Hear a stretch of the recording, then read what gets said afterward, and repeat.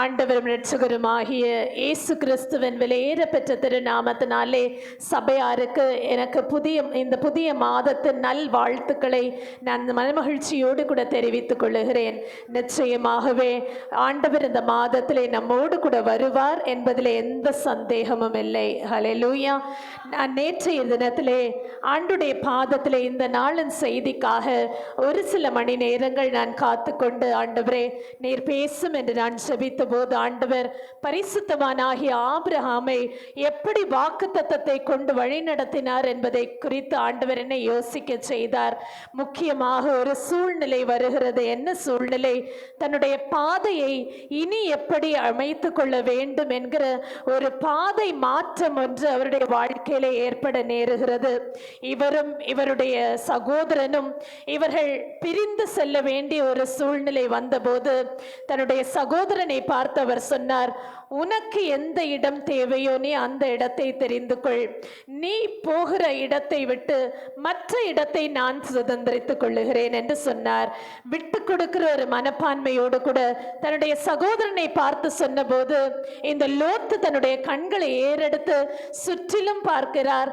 பார்த்தபோது தன்னுடைய கண்களுக்கு குளிர்ச்சியாய் தோன்றின யோர்தானுக்கு அருகாமையிலே இருக்கிற சமபூமியை அவர் தெரிந்து கொண்டு அந்த வழியே தான் போகிறதாக அவர் அறிவித்தார். உடனேயே ஆபிரகாமும் அதற்கு உடனே ஒப்புக்கொண்டார். இந்த லோத்தோடு கூட சேர்ந்து அவருடைய ஜனமும் அப்படியாக பிரிந்து அந்த சோதோம் கொமோரா என்று சொல்லுகிற அந்த பகுதியை சார்ந்து போனார்கள்.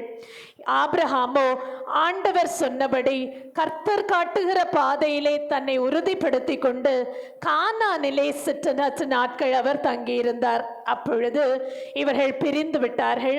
பிரிந்த பிறகு ஆண்டவர் ஒரு நாள் இந்த ஆபிரகாமை கூப்பிட்டு சொல்லுகிறார், நீ சுற்றி பார்.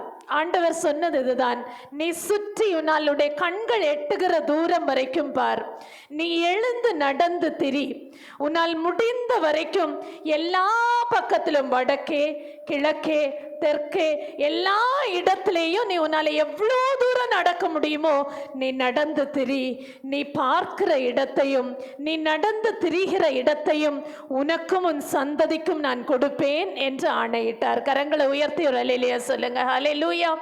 அன்றைக்கு அவரால் அதை இமேஜின் கூட பண்ணி பார்க்க முடியாத அளவிற்கு அந்த வார்த்தை அவருக்கு ஒரு மிகப்பெரிய எட்டாத உயரமாக இருந்திருக்கும். காரணம் என்ன? அந்த நிலையிலே அவர் ஒரு டெசிஷன் எடுத்த பிறகு தான் தனிமையிலே விடப்பட்ட ஒரு நிலை, தானும் தன்னுடைய ஜனத்தாரும் இருந்தாலும் கூட இத்தனை நாட்களும் ஒருவேளை அவருடைய சகோதரன் அவரோடு கூட உறவாடி நன்றாய் இவர்கள் பெருகி இருந்த நாட்கள். ஆனால் திடீரென்று ஒரு சூழ்நிலையிலே ஒரு முடிவை எடுத்து தனிமையான ஒரு பாதையிலே ஆண்டவர் மாத்திரம் தன்னுடைய தஞ்சம் என்று அவர் தரித்திருந்த போது இப்படிப்பட்ட ஒரு வார்த்தை அவருக்கு உண்டானது. உடனே அவர் அமர்ந்திருக்கவில்லை, அவர் எழுந்தார். ஆண்டவர் சொன்னபடியே அங்கும் இங்குமாக சுற்றி நடந்து திரிந்தார். ஆண்டவர் சொன்ன வாக்கின்படியே ஆண்டவர் அவருக்கு எல்லாவற்றையும் சொந்தமாக்கி கொடுத்தார். கரங்களை உயர்த்தி ஒரு அல்லேலூயா சொல்லுங்க. ஹல்லேலூயா. இன்னைக்கு திரளாய் பெருகி இருக்கிற சந்ததி ஆபிரகாமின் சந்ததி என்று சொல்லக்கூடிய அளவிற்கு ஆண்டவர் தன்னுடைய வார்த்தையிலே உண்மை உள்ளவராக இருந்தார். ஆமென். ஹல்லேலூயா. ஹல்லேலூயா. இன்றைக்கு கர்த்தருடைய பிள்ளைகளாகிய நீங்கள், ஆபிரகாமின் சந்ததி என்று அழைக்கப்படுகிற நீங்கள் ஆண்டவருடைய வார்த்தைக்கு செவி கொடுக்க முடியுமானால், கர்த்தரை விசுவாசிக்க கூடுமானால், இன்னைக்கு ஆண்டவர் உங்களுடைய வாழ்க்கையிலே சொல்லுகிற இந்த வாக்குத்தத்தத்தை இந்த மாதம் மாத்திரம் அல்ல, இனி வருகிற மாதங்களிலே நீங்களும் உங்களுடைய குடும்பத்தாரும் சுதந்திரித்துக் கொள்ளுவீர்கள். விசுவாசத்தோடு கரங்களை உயர்த்தி ஒரு அல்லேலூயா சொல்லலாமா? ஹல்லேலூயா. இன்னைக்குள்ள வார்த்தையை நாம் வாசிக்க கேட்போம். நாம் வாசிக்க கேட்ட வேத பாடத்திலிருந்து ஏசாயா தீர்க்க தரிசன புஸ்தகம் 54ஆம் அதிகாரம் 3ஆம் வசனம். நீ வலதுபுறத்திலும் இடதுபுறத்திலும் இடம் கொண்டு பெருகுவாய். உன் சந்ததியார் ஜாதிகளை சுதந்தரித்துக் கொண்டு பாழாய் கிடந்த பட்டணங்களை குடியேற்றுவிப்பார்கள். ஹல்லேலூயா. எல்லாரும் சேர்ந்து திரையிலே போடப்பட்டிருக்கிற இந்த வசனத்தை விசுவாசத்தோடு கூட நாம் விசுவாசித்து வாசிக்க போகிறோம். நீ வலது புறத்திலும் இடது புறத்திலும் இடம் கொண்டு பெருகுவாய், உன் சந்ததியார் ஜாதிகளை சுதந்தரித்துக் கொண்டு பாழாய் கிடந்த பட்டணங்களை குடியேற்றுவிப்பார்கள். ஹல்லேலூயா. இந்த வசனம் எனக்கும் என் சந்ததிக்கும் உரியதாய் மாறுகிறது என்று ஆமேன் சொல்லலாமா? ஆமேன். ஹல்லேலூயா, ஹல்லேலூயா. நான் வலது புறத்திலும் இடது புறத்திலும் எவ்விடத்திலும் இடம் கொண்டு பெருகுகிற மாதம் இது. ஹல்லேலூயா, ஹல்லேலூயா. My establishment is going to prosper. என்னுடைய டெரிட்டரி இன்னும் அதிகமாக எஸ்டாப்ளிஷ் ஆக போகுது, இன்னும் அதிகமாய் விரிவடைய போகிறது. பெருக்கத்தின் மாதமாக ஆண்டவர் இந்த மாதத்தை நமக்கு கட்டளையிடுகிறார். ஹல்லேலூயா. பெருக்கத்தின் மாதம். ஒருவேளை நீங்க நினைக்கலாம், இன்றைக்கு நான் நின்று கொண்டிருக்கிற என்னுடைய தகுதியை நான் பார்க்கும்போது இது எனக்கு எப்படி நேரிடும் என்று நான் யோசிக்க தோன்றுகிறது. ஆனாலும் ஆபிரகாமுடைய நிலையை நீங்கள் யோசித்து பாருங்கள். ஆண்டவர் இப்படி ஒரு வார்த்தையை தான் அந்த ஆபிரகாமோடு கூட பேசினார். நீ எழுந்து நடந்து திரி, நீ சுற்றிலும் பார், நீ பார்க்கிற பூமியையும் நீ நடந்து திரிகிற யாவையும் நீ சுதந்தரித்துக் கொள்ளுவாய் என்று சொன்னார். அப்படியே ஆயிற்று. இன்னைக்கு அதே வார்த்தையை கர்த்தராகிய ஆண்டவர் உங்களுக்கு மத்தியிலே வைக்கிறார். ஹல்லேலூயா. இதை விசுவாசிக்க கூடுமானால் அது அப்படியே ஆகும். இது யாரிடத்திலே சொல்லப்பட்டது? இந்த வார்த்தையை நாம் வாசித்தோமே ஆனால் முதலாம் வசனம் சொல்லுகிறது, பிள்ளை பெறாத மலடியே. எப்படி இந்த அதிகாரம் துவங்குகிறது? பிள்ளை பெறாத மலடியே. பிள்ளை பெறாத மலடியால எப்படி எல்லா இடத்திலையும் பெருக முடியும்? எப்படி அவளுடைய சந்ததி எவ்விடத்தையும் கவர் பண்ணி எல்லா பாழாய் போன தேசங்களை சுதந்தரிக்க முடியும்? ஆனால் ஆண்டவர் சொல்லுவார், ஆனால் அது நிச்சயமாக ஆகும். ஹல்லேலூயா. there is no possibility. எந்த விதத்திலையும் அதற்கான வாய்ப்பு இல்லாத போதுதான் ஆண்டவருடைய வார்த்தையை நாம் முழுமனதோடு கூட விசுவாசிக்க வேண்டும். ஹல்லேலூயா. வாய்ப்பே இல்லை, ஆனா ட்ரை ஆல் பாசிபிலிட்டிஸ். என்னெல்லாம் பண்ண முடியுமோ, என்னெல்லாம் முயற்சி எடுக்க முடியுமோ, நம்முடைய பெருக்கத்திற்கு நேராக, நம்முடைய முன்னேற்றத்திற்கு நேராக, நம்முடைய வளர்ச்சிக்கு நேராக, உங்களுடைய கண்கள் எட்டுகிற தூரம் வரைக்கும் நீங்க முயற்சி எடுக்கிறதற்கு ஆண்டவர் உங்களுக்கு ஆலோசனை சொல்லுகிறார். ஹல்லேலூயா. அதே தான் ஆபிரகாம் செய்தார். ஆபிரகாம் உடனே உட்கார்ந்துட்டு இருக்கல, ஆண்டவர் சொன்ன வார்த்தையின்படியே அவரால் இயன்றது என்ன? அவரால் சுற்றி பார்க்க முடியும். அவரால் இயன்றது என்ன? எங்கும் நடந்து திரிய முடியும். அவர் முயன்றார், அவர் செய்தார், அவர் பெற்றார். ஹல்லேலூயா, ஹல்லேலூயா. என் அன்பு தேவனுடைய பிள்ளைகளே, இன்னைக்கு இதை கேட்டுக்கொண்டிருக்கிற நாம எல்லாரும் இன்னைக்கு தாராள விசுவாசிக்கிறதற்கு முடியுமானால் விசுவாசிப்போம், அதோடு கூட செயல்படுவோம். என் சந்ததி பாழாதன் ஆனதிலே குடியேற்றுவிப்பார்கள். பாழாய் போயிற்று என்று சொன்னது அது குடியேறுகிறதற்கு ஏற்றதாக என்னுடைய சந்ததி ஞானமுடையதாக, என்னுடைய பிள்ளைகள் ஞானமுள்ளவர்களாக அவர்கள் மாறுவார்கள்.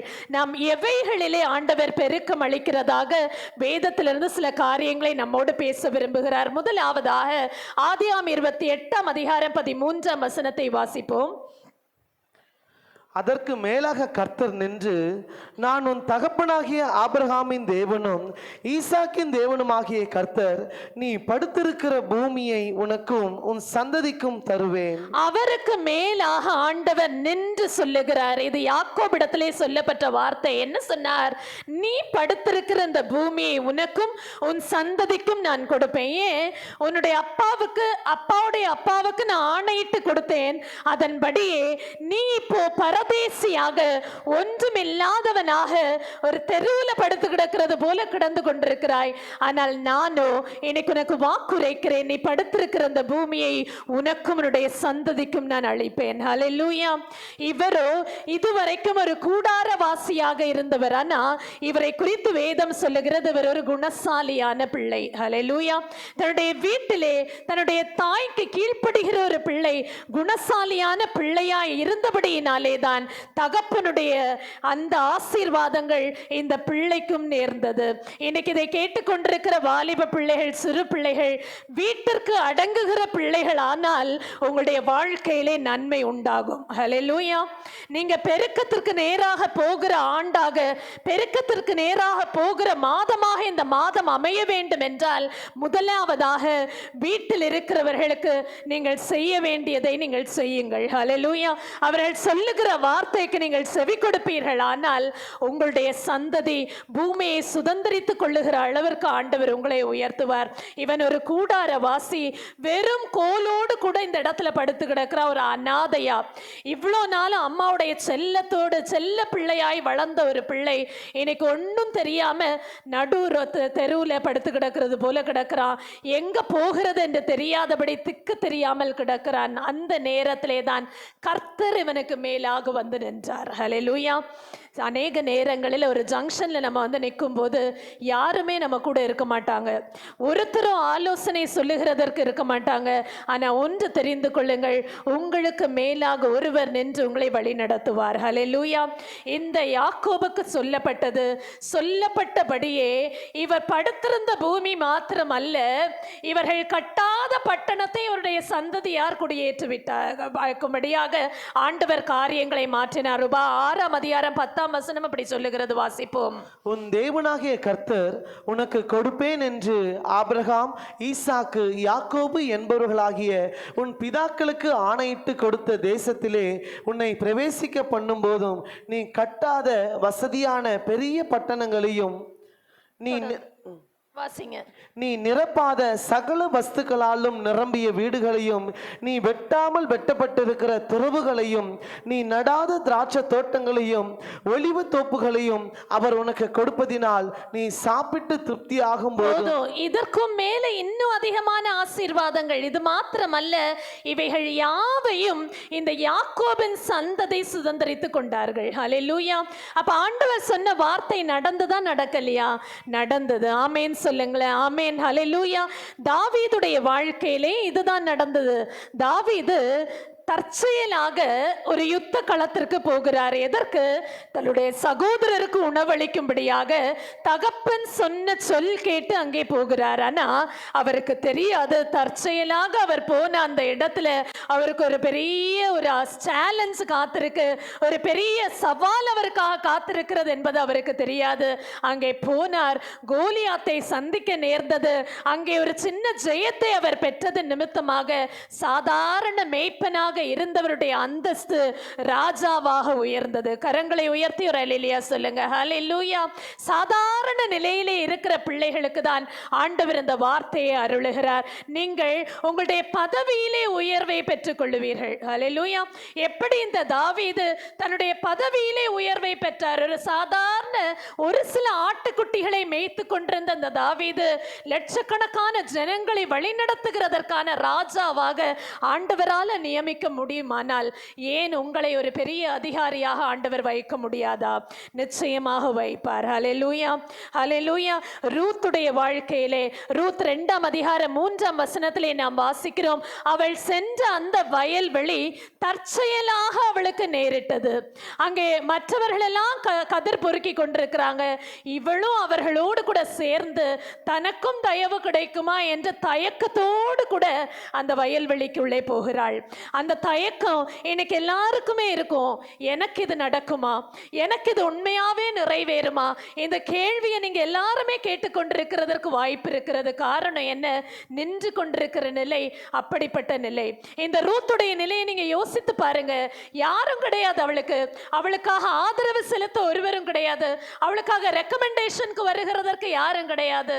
அவள் உழைத்தால் அவளுக்கு சோறு என்கிற நிலைக்கு தான் அவள் இருந்தாள். ஆனா அவள் தற்செயலாக வந்து சேர்ந்த வயல்வெளி அது போவாசுடைய வயலாக இருந்தது. ஹல்லேலூயா. அந்த வயலுக்கே சொந்தக்காரியாக மாறினாள். கரங்களை உயர்த்தி ஒரு அல்லேலூயா சொல்லுங்க. என் ஆண்டவர் ஒரு காரியத்தை உங்களுடைய வாழ்க்கையிலே பெருக்கம் அடைய வேண்டும் என்று முன்குறித்தார். ஆனால் அது எப்படியாவது செய்தருள்வார். நம்பிக்கை இருக்கிறவங்க எல்லாரும் கரங்களை உயர்த்தி ஆமென் ஹல்லேலூயா என் ஆண்டவர் எனக்கு செய்வார் என்று சொல்லுங்க. நீதிமொழிகள் 11ஆம் அதிகாரம் 8ஆம் வசனத்தை வாசிப்போம். நீதிமான் இக்கட்டினின்று விடுவிக்கப்படுவான், அவன் இருந்த இடத்திலே துன்மார்க்கன் வருவான். நீதிமானாகிய நீங்கள் இக்கட்டாய் இருக்கிற சூழ்நிலையிலிருந்து விடுவிக்கப்படுவீர்கள். எந்த இடத்திலே துன்மார்க்கன் இதுவரைக்கும் கோஷம் எழுப்பிக் கொண்டு உங்களை பார்த்து எள்ளி நகையாடி கொண்டிருந்தானோ அவன் நீங்க இருந்த இக்கட்டிலே வந்து விழுவான். ஹல்லேலூயா சொல்லுங்க, ஹல்லேலூயா.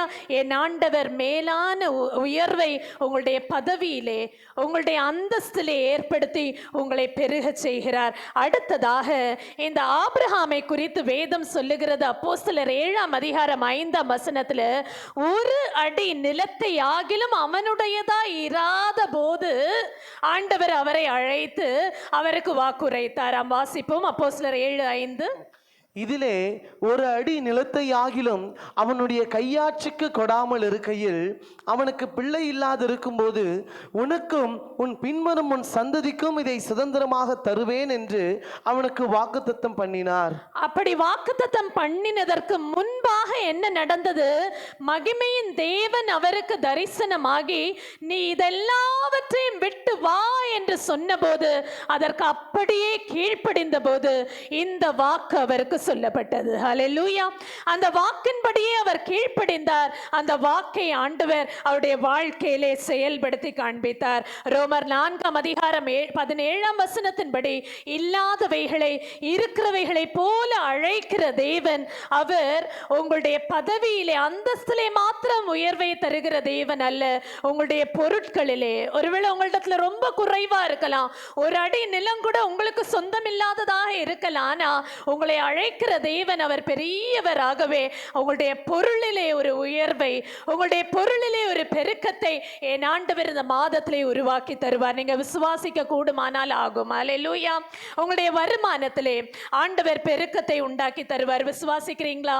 ஆமென் சொல்லுங்க. ஹல்லேலூயா. உங்களுடைய பொருட்கள் பெருகுகிறதை நீங்கள் காண்பீர்கள். ஈசாக்கு ஆதியாகமம் 26ஆம் அதிகாரம் 1ஆம் வசனம் சொல்லுகிறது, ஒரு தேசத்திலே பஞ்சம் உண்டான போது அந்த தேசத்திலே குடியிருக்கிறார்.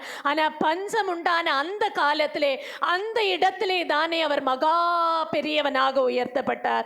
எப்படி நடக்கும்?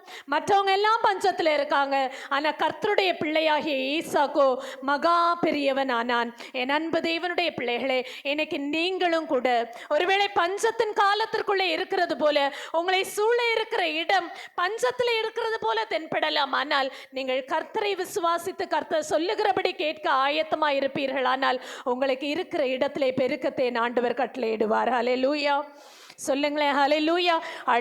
முதலாவதாக பதவியிலே பெருக்கம், இரண்டாவதாக பொருளிலே பெருக்கம், மூன்றாவதாக ஆதியாகமம் 28:14 வாசிப்போம். உன் சந்ததி பூமியின் தூளை போல் இருக்கும், நீ மேற்கேயும் கிழக்கேயும் வடக்கேயும் தெற்கேயும் பரம்புவாய், உனக்குள்ளும் உன் சந்ததிக்குள்ளும் பூமியின் வம்சங்கள் எல்லாம் ஆசீர்வதிக்கப்படும். உங்கள் பிள்ளைகளில் பெருக்கம் உண்டாகும். மூன்றாவதாக என்ன? உங்களுடைய பிள்ளைகளில் இங்கே சொல்லப்பட்டிருக்கு, உங்களுடைய சந்ததி எல்லா இடத்திலையும் பரம்புகிற அளவிற்கு ஆண்டவர் உங்களை ஆசீர்வதிப்பாராம். நீங்க யோசித்து பாருங்க, என்னுடைய பிள்ளைகளுக்கும் இப்படிப்பட்ட ஆசீர்வாதம் வருமா? நிச்சயமாக வரும். அவர்கள் செய்கிற எல்லா பிரயாசங்களையும் கர்த்தர் வாய்க்க செய்கிற மாதமாக மாறும். ஹல்லேலூயா.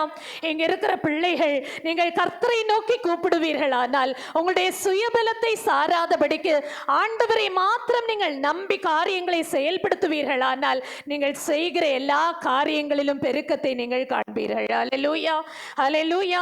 ஆதியாகமம் 49ஆம் அதிகாரம் 26ஆம் வசனத்துல தகப்பன் தன்னுடைய பிள்ளையை பார்த்து ஆசீர்வதிக்கும் போது இப்படியாக சொல்லுகிறார். என்ன சொல்லுகிறார் பாருங்கள்.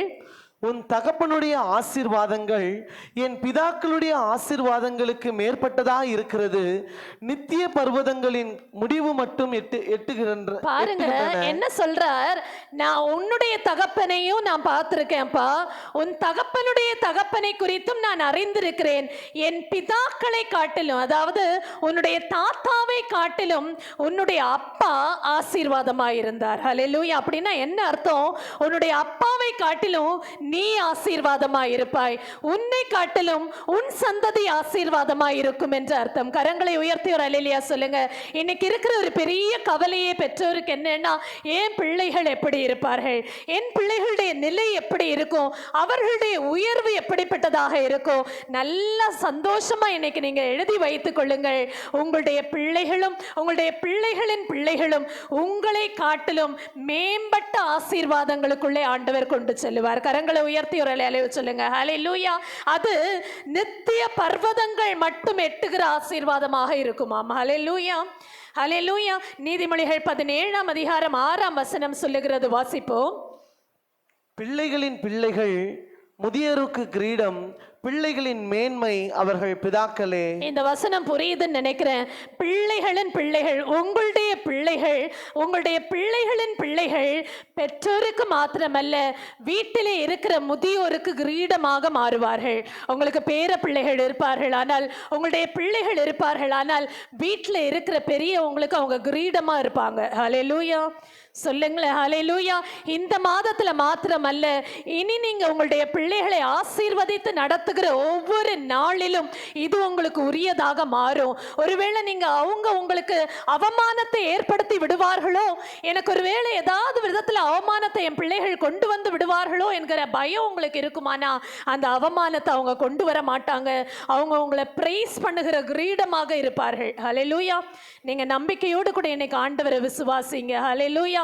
என் பிள்ளைகள், என் பிள்ளைகளின் பிள்ளைகள் எனக்கு கிரீடமாக மாறுகிறார்கள். பிள்ளைகள் இன்னைக்கு ஒன்று பார்க்கணும். அங்க என்ன சொல்லியிருக்கு? பிள்ளைகளுடைய மேன்மை அவர்கள் பிதாக்களே. பிள்ளைகள் இன்னைக்கு இங்க இருக்கிற பிள்ளைகள், அம்மா தான் எனக்கு மேன்மை, அப்பா தான் எனக்கு மேன்மை என்று மாறும்போது நீங்கள் உங்களுடைய குடும்பத்தின் கிரீடமாக மாறுவீர்கள். ஹல்லேலூயா. எனக்கு நிறைய பேருக்கு மேன்மை யார் தெரியுமா? அவங்களுடைய நண்பர்களும் அவங்களுடைய காதலர்களும் அவங்களுடைய காதலிகளும் தான். ஹல்லேலூயா. வாலிப பிள்ளைகளுக்கு இன்னைக்கு நீங்க சொல்ல முடியுமா, என்னுடைய மேன்மை யாரால வருகிறது? எனக்கு என்னுடைய பெற்றோராலே வருகிறது. என்னுடைய பெற்றோரே என்னுடைய மேன்மை. அதே போல பிள்ளைகள் எனக்கு கிரீடம் என்று பெற்றோர் சொல்லும் போது அப்படியே தான் அது உருவாகிறது. ஹல்லேலூயா. என் ஆண்டவர் பிள்ளைகளிலே பெருக்கத்தை உண்டாக்குகிறார். சங்கீதம் 103ஆம் அதிகாரம் 17ஆம் வசனத்திலே நாம் வாசிக்கிறோம், கர்த்தருடைய கிருபையும் மாத்திரம் அல்ல, கர்த்தருடைய நீதி உங்கள் பிள்ளைகள் மேலும் உங்களுடைய பிள்ளைகளின் பிள்ளைகள் மேலும் அநாதியா என்றென்றைக்கும் உள்ளது என்று சொல்லப்பட்டிருக்கு. ஹல்லேலூயா. ஆண்டவருடைய நீதி, ஆண்டவர் நீதியாய் நடத்துவார், திட்டவட்டமாய் நடத்துவார். நீங்க நினைச்சு பயந்துட்டு இருப்பீங்க, என் பிள்ளையுடைய வாழ்க்கை என்ன ஆகுமோ, இந்த பிள்ளை சொல்ற பேச்சை கேட்க மாட்டேங்குதே, நான் சொல்லுகிற வழியிலே என் பிள்ளை போக மாட்டேங்குதே என்று கலங்கி கொண்டிருக்கிற பெற்றோருக்கு கிரீடமாக உங்களுடைய பிள்ளைகளை என் ஆண்டவர் மாற்றி தருவார். ஹல்லேலூயா. மாற்றி தருவாரா இல்லையா? விசுவாசத்தோடு கூட சொல்லுங்க, மாற்றி தருவார் என்று சொல்லுங்க. ஹல்லேலூயா. என் ஆண்டவர் எனக்காக என் பிள்ளைகளுடைய வாழ்க்கையிலே பெருக்கத்தை கட்டளையிடுவார். இவைகள் எல்லாம் நடந்தேற நாம் செய்ய வேண்டியது ஒரே ஒரு சின்ன விஷயம்தான். ஹல்லேலூயா. பதவியில நமக்கு உயர்வு, பொருட்களிலே நமக்கு உயர்வு, நம்முடைய பிள்ளைகளிலே உயர்வு, இவைகள் நமக்கு ஏற்பட வேண்டுமானால் நாம் செய்ய வேண்டியது ஏசாயா 54ஆம் அதிகாரம் 2ஆம் வசனம் சொல்லுகிறது, வாசிப்போம். உன் கூடாரத்தின் இடத்தை விசாலமாக்கு, உன் வாசஸ்தலங்களின் திரைகள் விரிவாகட்டும், தடை செய்யாதே, உன் கயிறுகளை நீளமாக்கி உன் முளைகளை உறுதிப்படுத்து. ஹல்லேலூயா. உன் கூடாரத்தின் இடத்தை விசாலமாக்கு. எதற்கு? ஆண்டவர் வாசமாய் இருக்கிறதற்கு. உங்களுடைய கூடாரம் நீங்கள் ஜெபிக்கிற உங்களுடைய இடம், நீங்கள் ஜெபிக்கிற உங்களுடைய இருதயம். உங்களுடைய இருதயம் ஆண்டவருக்காக எந்த நேரத்திலையும் திறந்திருக்கணும். யாருக்காக உங்களுடைய இருதயம் திறந்திருக்கு? யார் உங்களிடத்துல பேச வேண்டும் என நீங்கள் விரும்புகிறீர்கள்? ஆண்டவர் பேசுகிற வார்த்தைகளை கேட்க என்னுடைய இருதயம் எந்த நேரத்திலும் ஆயத்தமா இருக்க வேண்டும். அப்பொழுது நாம் தடை செய்கிறவர்களாக இருக்க மாட்டோம். நிறைய நேரங்களில் ஆண்டவர் நம்மை பெருக்கத்துக்கு நேராய் கொண்டு செல்ல வேண்டும் என்று விரும்புகிறார். ஆனால் நாம் தான் அதற்கு தடையாக இருக்கிறோம். ஹல்லேலூயா. ஆண்டவர் இன்றைக்கு நம்ம எல்லாருக்கும் சொல்றாரு, தடை செய்யாதே. என்ன செய்ய சொல்றாரு சொல்லுங்களேன்? தடை செய்யாதே. செய்யாதே. தடை செய்யும் போது நமக்கு வர வேண்டிய ஆசீர்வாதங்கள் நம்மை வந்து எட்டாது. ஆகவே தடை செய்யாதே. உன் கயிறுகளை நீளமாக்கி உன் முளைகளை உறுதிப்படுத்து. ஒரு கூடாரம் போடும்போது நீளமான கயிறு வேணும், நீளமான கயிறு இருக்கணும், முளைகள் நன்றாய் கட்டப்பட வேண்டும், அந்த முடிச்சு அழுந்து போகாத அளவிற்கு அது அழகாய் கட்டப்பட வேண்டும். அப்படி ஆண்டவர் இறுக்கமான ஒரு கூடாரத்திற்குள்ளே உங்களை பிரவேசிக்கும்படி ஆண்டவர் செய்கிறார். உங்களுடைய குடும்பம் ஆண்டவருக்கு பயப்படுகிற ஒரு குடும்பமாக, கர்த்தருக்கு நீதியான நடப்பிக்கிற குடும்பமாக, தடை செய்யாத ஒரு குடும்பமாக மாறும்போது இந்த பெருக்கத்தை ஆண்டவர் கட்டளையிடுகிறார். ஹல்லேலூயா, ஹல்லேலூயா. அப்போஸ்தலர் 8:37 சொல்லுகிறது, இதெல்லாம் எப்போ நடக்கும்? ஏன் தடை ஏதாவது இருக்கா, ஏதாவது தடை இருக்கா என்று கேட்டபோது இல்லை, எந்த தடையும் இல்லை. பிலிப்பு சொன்னார், நீ முழு இருதயத்தோடு விசுவாசித்தால் என்ன இல்லை, என்ன இல்லை, தடை இல்லை. தடை இருக்கான்னு என்னை கேள்வி கேட்டு கொண்டிருந்த உங்களை பார்த்து நான் சொல்ல விரும்புகிற இதே வார்த்தை, நீங்கள் முழு இருதயத்தோடு விசுவாசித்தால் தடை இல்லை. அல்லேலூயா. இன்னைக்கு சொல்லும்போது இதெல்லாம் நடக்குமா, ஏன் பதவியிலெல்லாம் முன்னேற்றம் வருமா, ஏன் பிள்ளைங்கெல்லாம் நல்லா இருப்பாங்களா, எனக்கெல்லாம் ஒரு அடி சொந்தமா மாறுமா? நிச்சயமாக நீர் விசுவாசித்தால் ஆகும். கரங்களை உயர்த்தி ஒரு அல்லேலூயா சொல்லுங்க. அல்லேலூயா. இந்த வசனத்தை வாசிப்போம். 37. அதற்கு பிலிப்பு, நீர் முழு இருதயத்தோடும் விசுவாசித்தால் தடையில்லை என்றான். அப்பொழுது அவன், இயேசு கிறிஸ்துவை தேவனுடைய குமாரன் என்று விசுவாசிக்கிறேன் என்று சொல்லி, அப்படி சொன்ன உடனேயே அவர் ரட்சிப்பின் அனுபவத்திற்குள் ஒரு புதிய வாழ்க்கைக்குள்ளே அவர் பிரவேசித்தார். என் அன்பு தேவனுடைய பிள்ளைகளே, இன்னைக்கு உங்களிடத்துல ஏதாவது தடை இருக்கா? ஆண்டவன் நம்மை நிரப்பக்கூடாதபடி என்ன தடை? ஆண்டவன் நம்மை அபிஷேகத்தால் நிரம்ப பெறாதபடிக்கு நம்மிடத்துல என்ன தடை?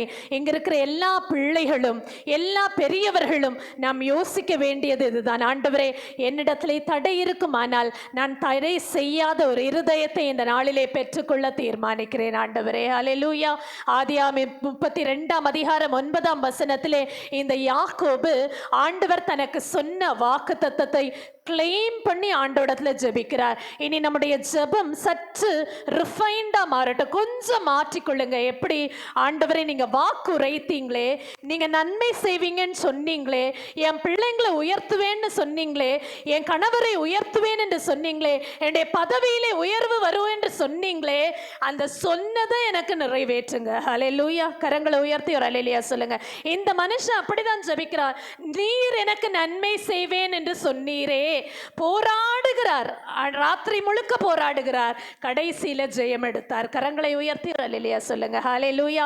இனி உங்களுடைய போராட்டத்தின் ஜெபத்துல ஒரு மாற்றத்தை உண்டாக்குங்க. சொல்லிட்டே இருக்காதீங்க, ஆண்டவர் அதை செய்யுங்கப்பா, இதை செய்யுங்கப்பா, இதை செய்யுங்கப்பா. இல்ல, ஆண்டவரை நீங்க செய்றீங்கன்னு சொன்னீங்க, செய்யுங்க. ஹல்லேலூயா. நீங்க செய்யறேன்னு சொல்லியிருக்கீங்க, எனக்கு செய்யுங்க. அது மாத்திரமல்ல, பாசிட்டிவ் கன்ஃபெஷன், வாயை திறந்து பாசிட்டிவா சொல்லுங்க. நீங்க ஆண்டவரிடத்துல சொல்லிட்டீங்கன்னா அது நடக்கும்னு பேச தொடங்குங்க. அல்லேலூயா. அது அப்படிதான் ஆகும் என்று பேச தொடங்குங்கள். எந்த சூழ்நிலையிலும் கர்த்தர் உங்களை பெருக்கத்திற்கு நேராக வழி நடத்துகிற மாதமாக இந்த மாதம் மாறும். ஆமேன் சொல்லுங்களேன். ஆமேன். ஹல்லேலூயா. ஆனால் நம்ம செய்ய வேண்டியது தடை செய்யக்கூடாது. எதற்கு தடை செய்யக்கூடாது? வேத வாசிப்புக்கு தடை செய்யக்கூடாது, ஜெபத்திற்கு தடை செய்யக்கூடாது. இதுவரைக்கும் இருந்த ஜெப நேரத்தை காட்டிலும் ஒரு 5 நிமிஷமாவது எக்ஸ்ட்ராவா ஜெபிங்க இந்த மாதம் முழுவதும். இதுவரைக்கும் வாசித்து கொண்டிருந்த வேத பாடத்திலிருந்து இன்னொரு 5 வசனமாவது எக்ஸ்ட்ராவா வாசிங்க. என் ஆண்டவர் உங்களை பெருக்கத்திற்கு நேராக வழி நடத்துகிற மாதமாக இந்த மாதம் அமையும். ஹல்லேலூயா, ஹல்லேலூயா. அப்படியே கண்களை மூடுங்க. ஆண்டவர் இன்னைக்கு நம்மோடு கூட பேசி இருக்கிறார். நம்ம நிறைய நேரங்களில் நம்முடைய வாயினாலே செய்கிற அறிக்கை, நான் வாழ்வதை காட்டிலும் சாவதே மேல் என்று, அப்படி ஆண்டவர் எதிர்பார்க்கவே இல்லை. ஆண்டவர் நம்மிடத்திலிருந்து பாசிட்டிவ் கன்ஃபெஷன் எதிர்பார்க்கிறார். இது இப்படி தான் ஆகும்னு சொன்னாது அப்படி தான் ஆகும். ஹல்லேலூயா. உங்களுடைய இருதயத்தின் இடத்தை விசாலமாக்கி கர்த்தருக்கு இடம் கொடுங்கள். ஆண்டவரை நான் தடை செய்கிறதில்லை. ஹல்லேலூயா. எங்களை நேசிக்கிற நல்ல தகப்பனே, எங்களோடு கூட நீங்க பேசின அந்த வார்த்தைகளுக்காக நன்றி. இந்த பெருக்கத்தின் மாதத்திற்குள்ளே நாங்கள் வெற்றி நடை போடுகிறதற்கு எங்களுக்கு இங்கே இருக்கிற ஒவ்வொரு பிள்ளைகளுக்கும் என் தேவன் விசேஷித்த ஆசீர்வாதங்களால் நிரப்பியறல வேண்டும் என்று நாங்கள் ஜெபிக்கிறோம். எங்களுடைய பதவியிலே, எங்களுடைய பொருட்களிலே, எங்களுடைய பிள்ளைகளிலே பெருக்கத்தை நாங்கள் கண்டு ஆண்டவரை மகிமைப்படுத்த நீர் எங்களுக்கு கிருபை பாராட்டுவீராக. எங்களை தாழ்த்துகிறோம், ஒப்பு கொடுக்கிறோம், தாங்கிக் கொண்டு வழி நடத்தும். இயேசுவின் நாமத்தில் ஜெபிக்கிறோம். எங்கள் ஜெபம் கேளும் நல்ல பிதாவே. ஆமென். உங்களை